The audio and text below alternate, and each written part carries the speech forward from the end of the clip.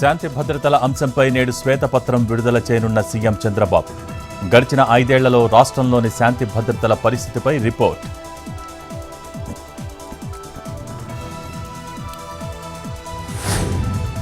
నేడు సీఎంఓ అధికారులతో రేవంత్ రెడ్డి సమావేశం.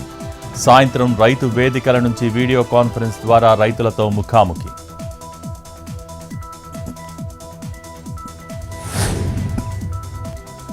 నేడు బ్యాంకర్లతో డిప్యూటీ సీఎం భట్టి సమావేశం.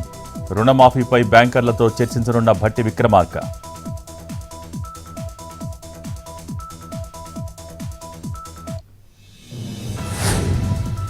తిరుమల శ్రీవారి దర్శనానికి 18 గంటల సమయం. 31 కంపార్ట్మెంట్లలో వేచి ఉన్న భక్తులు. నిన్న శ్రీవారి హుండీ ఆదాయం 2,09,00,000.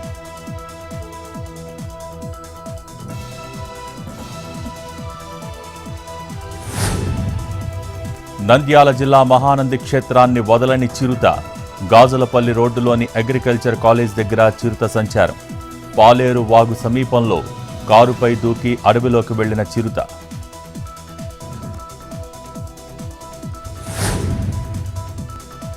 విశాఖ జిల్లా సాగర్ నగర్ ప్రాంతంలో పులి సంచారం. భయాందోళనలో స్థానికులు.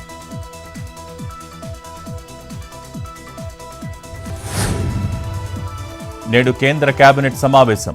ప్రధాని మోడీ అధ్యక్షతన జరగనున్న భేటీ. పార్లమెంటు బడ్జెట్ సమావేశంపై కీలక నిర్ణయాలు తీసుకునే ఛాన్స్.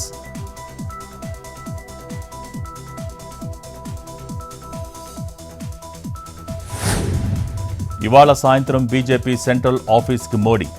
పార్టీ నేతలతో సమావేశం. బడ్జెట్ సెషన్, ఉప ఎన్నికలు, రాబోయే అసెంబ్లీ ఎన్నికలపై చర్చ.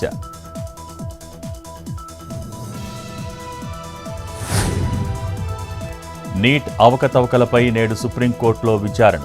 నీట్ అంశాన్ని విచారించనున్న చీఫ్ జస్టిస్ ఆఫ్ ఇండియా ధర్మాసనం. నీట్ అవకతవకలపై సుప్రీంకోర్టులో అఫిడవిట్ దాఖలు చేసిన కేంద్రం.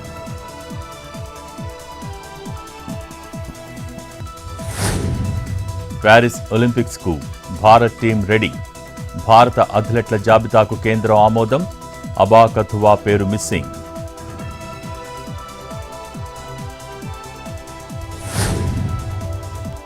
₹24 క్యారెట్ల 10 గ్రాముల పసిడి ధర ₹75,010.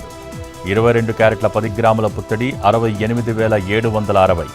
కిలో వెండి ధర ₹1,600.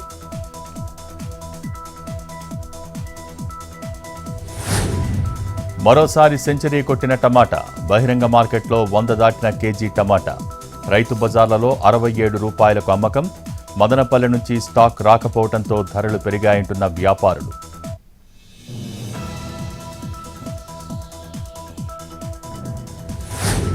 తెలుగు రాష్ట్రాలకు భారీ వర్ష సూచన.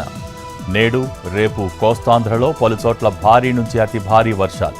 తెలంగాణలో 5 రోజుల పాటు వర్షాలు. రేపు బంగాళాఖాతంలో ఏర్పడనున్న మరో అల్పపీడనం.